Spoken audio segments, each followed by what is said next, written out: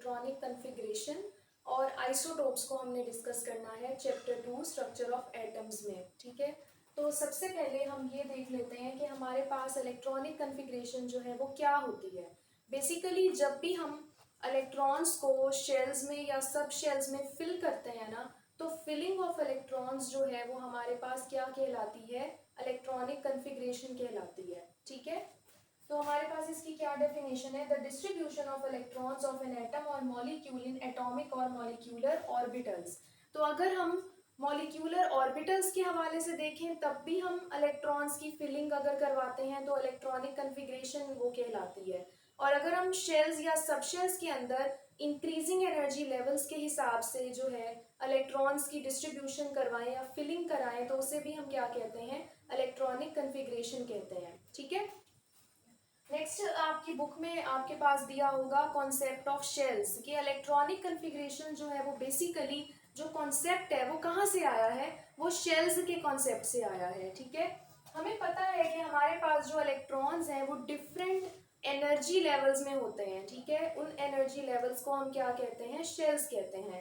ठीक है, और इलेक्ट्रॉन्स जो हैं वो न्यूक्लियस के इर्द गिर्द रिवॉल्व भी किन यानी जगहों पे करते हैं, इन्हीं शेल्स में करते हैं। ठीक है, यानी इलेक्ट्रॉन्स जो है वो डिफरेंट शेल्स में जो है वो प्रेजेंट होते हैं। ठीक है, the electrons revolve around the nucleus in different energy levels or shells according to their respective energies। अपनी एनर्जी के हिसाब से जो इलेक्ट्रॉन्स होते हैं ना वो डिफरेंट शेल्स में या एनर्जी लेवल्स में रिवॉल्व करते हैं न्यूक्लियस के इर्द गिर्द। अब हमारे पास ना जो सब शेल्स होते हैं, ठीक है, सबसे पहले हम ये देख लेते हैं, या बल्कि हम पहले ये देख लेते हैं कि हमारे पास ना शेल्स के हिसाब से इलेक्ट्रॉन्स को हम किस तरह फिल कर सकते हैं। तो हमारे पास जो इलेक्ट्रॉन्स हैं वो शेल्स में किस तरह आते हैं, हमारे पास जो फर्स्ट शेल है के शेल, उसके अंदर 2 इलेक्ट्रॉन्स ही सिर्फ एक्यूमुलेट कर सकते हैं। एल शेल के अंदर 8 इलेक्ट्रॉन्स आ सकते हैं, एम शेल के अंदर 18 इलेक्ट्रॉन्स आ सकते हैं और एन शेल के अंदर 32 इलेक्ट्रॉन्स आ सकते हैं। और ये वैल्यूज जो है वो हमारे पास कहाँ से आई, हमारे पास इस रिलेशन से हमारे पास ना हर शेल की इलेक्ट्रॉन की वैल्यू आती है 2n²। जो n है वो हमारे पास नंबर ऑफ शेल्स हैं, जैसे 1 2 3 एंड सो ऑन। तो हमारे पास जो भी शेल होगा हम उसकी वैल्यू n की वैल्यू पुट करेंगे इस रिलेशन में और हमारे पास नंबर ऑफ इलेक्ट्रॉन्स की वैल्यू आ जाएगी जितने नंबर ऑफ इलेक्ट्रॉन्स हमने शेल्स में फिल करने हैं। ठीक है, नेक्स्ट हमारे पास है नंबर ऑफ सब शेल्स। अब शेल्स में, सब शेल्स के अंदर हम इलेक्ट्रॉन्स किस तरह फिल करते हैं। ठीक है, आपने अगर मेरी ऑफ बो प्रिंसिपल वाली वीडियो देखी है उसमें हमने डिस्कस किया था कि हम किस तरह सब शेल्स में फिलिंग करते हैं। एस सब शेल में हमारे पास 2 इलेक्ट्रॉन्स आते हैं। ठीक है, टी सब शेल में हमारे पास 6 इलेक्ट्रॉन्स आते हैं, डी सब शेल में हम हमेशा 10 इलेक्ट्रॉन्स को फिल करते हैं और एफ सब शेल में हम 14 इलेक्ट्रॉन्स को फिल करते हैं। ठीक है, तो सब शेल्स और शेल्स के हिसाब से जो है वो हमने डिस्कशन कर ली कि हमारे पास हम कैसे कैसे इलेक्ट्रॉन्स को, अगर हमने शेल्स के हिसाब से देखना है तो हम कैसे फिल करेंगे, सब शेल्स के हिसाब से देखना है तो हम कैसे फिल करेंगे। वैसे जब भी हम इलेक्ट्रॉनिक कन्फिग्रेशन करते हैं ना तो हम सब शेल्स को लेते हैं। ठीक है, शेल्स को इतना ज्यादा डिस्कस नहीं किया जाता, हम सब शेल्स को लेके और इलेक्ट्रॉनिक कन्फिग्रेशन लिखते हैं। ठीक है, आपकी बुक में भी बहुत सारी एग्जांपल्स दी हुई है इलेक्ट्रॉनिक कन्फिग्रेशन की। ठीक है, तो हमारे पास ये आ जाता है कि इलेक्ट्रॉनिक कन्फिग्रेशन का जो कॉन्सेप्ट है वो कहाँ से आया। और मैंने जो आपको ऑफ बो प्रिंसिपल का बताया है तो हम ऑफ बो प्रिंसिपल को ही यूज करके इलेक्ट्रॉनिक कन्फिग्रेशन करते हैं। ठीक है, आपको स्क्रीन पे भी नजर आ रहा होगा कि ऑफ बो प्रिंसिपल जो है वो किस तरह होता है, जिसमें यानी हमारे पास शेल्स की ना अरेंजमेंट हुई हुई है कि हमने किस तरह इलेक्ट्रॉनिक कन्फिग्रेशन जो है वो लिखनी है। ठीक है, तो ये आपके पास इलेक्ट्रॉनिक कन्फिग्रेशन का थोड़ा सा छोटा सा टॉपिक है आपके पास कि इलेक्ट्रॉनिक कन्फिग्रेशन हम किस तरह लिखते हैं। नेक्स्ट हमारे पास है आइसोटोप्स।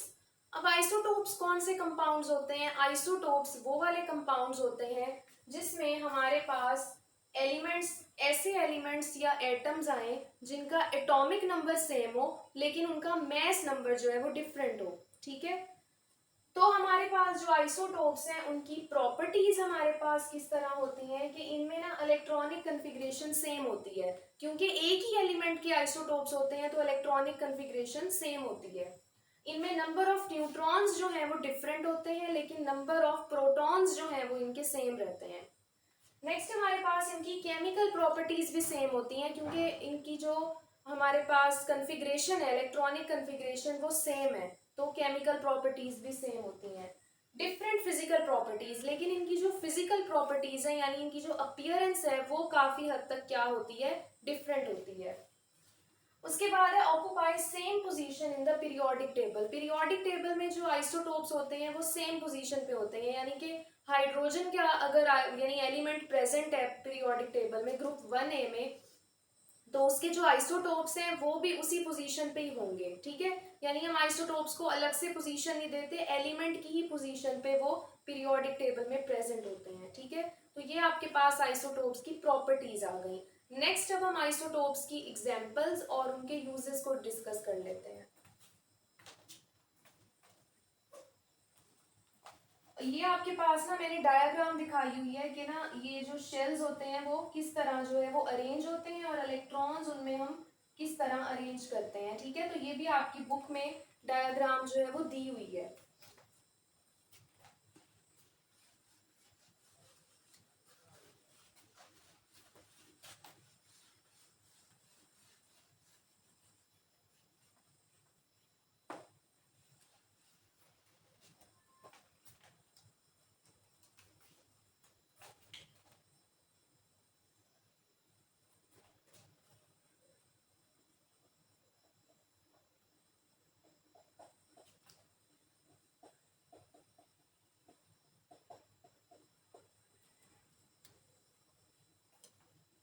ठीक है, तो सबसे पहले हमारे पास हाइड्रोजन के आइसोटोप्स की एग्जांपल है। हाइड्रोजन में हमारे पास कौन से आइसोटोप्स होते हैं, प्रोटियम H11, उसके बाद ड्यूट्रियम H21,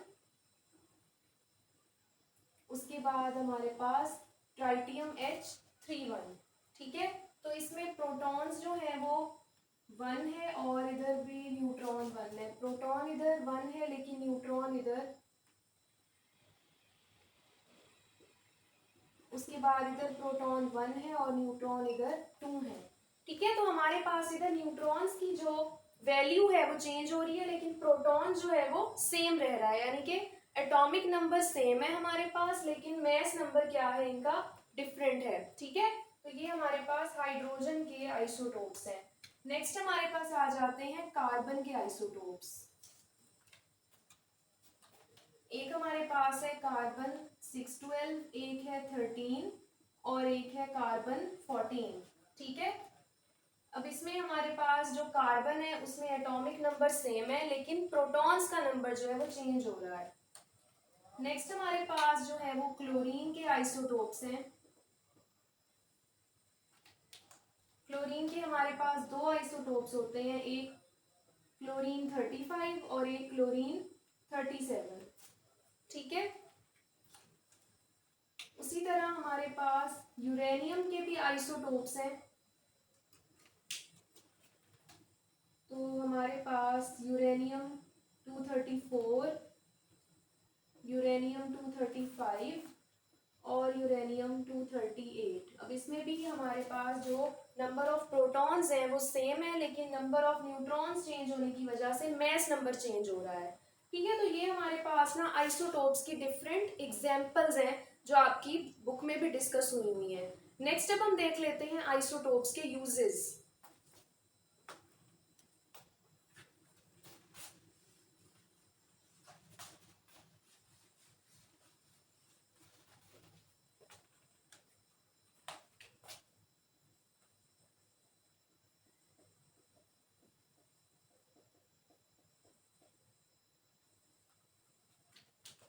आइसोटोप्स जो है वो हमारे पास रेडियोथेरेपी में यूज होते हैं। ठीक है, यानी कि अगर हमने रेडिएशन से ट्रीटमेंट करना हो, जैसे कि कैंसर में हमारे पास होता है, तो उसमें यूज होते हैं। उसके बाद हमारे पास जो मेडिसिन एंड डायग्नोसिस में यूज होते हैं एज अ ट्रेसर। ठीक है, किसी भी डिजीज को डिटेक्ट करना है या ट्यूमर को डिटेक्ट करना है तो वहां भी आइसोटोप्स हम यूज करते हैं। उसके बाद आर्कियोलॉजिकल एंड जियोलॉजिकल यूजेस में भी हमारे पास यूज होते हैं आइसोटोप्स। यानी अगर हमने आर्कियोलॉजिकल के हिसाब से देखें तो अगर जो आर्कियोलॉजिस्ट होते हैं ना उन्होंने डिफरेंट फॉसिल फ्यूल्स जो हैं उनको स्टडी करना होता है, डिफरेंट जो हिस्टोरिकल चीज़ें हैं उनको स्टडी करना होता है, तो उसको भी आइसोटोप्स उसमें भी हमारे पास हेल्प करते हैं। उसी तरह जियोलॉजिकल जो हमारे पास मटेरियल्स हैं जो समय यानी सी में से मिलते हैं उनको भी स्टडी करने के लिए आइसोटोप्स जो है वो यूज़ होते हैं। या अर्थ के भी जो मटेरियल्स हैं यानी कि अर्थ में से अगर कोई एलिमेंट मिला है या कोई स्टोन मिला है यानी उसको भी स्टडी करने के लिए हमारे पास आइसोटोप्स होते हैं। नेक्स्ट हमारे पास है स्ट्रक्चरल डिटर्मिनेशन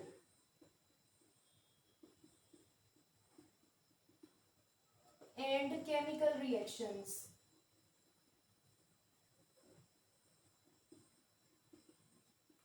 ठीक है, स्ट्रक्चरल डिटर्मिनेशन के लिए भी आइसोटोप्स यूज होते हैं। अगर हमने किसी स्ट्रक्चर को डिटरमाइन करना है, कोई हमें स्ट्रक्चर मिला है, समझ नहीं आ रही कि ये किस तरह का स्ट्रक्चर है, तो उसके अंदर भी आइसोटोप्स जो है वो एज अ ट्रेसर यूज होते हैं। केमिकल रिएक्शंस में भी आइसोटोप्स बहुत ज़्यादा यूज होते हैं, जैसे यूरेनियम जो है वो न्यूक्लियर फिजन और फ्यूजन रिएक्शन में यूज होता है। ठीक है, और भी हमारे पास इसके यूजेस हैं।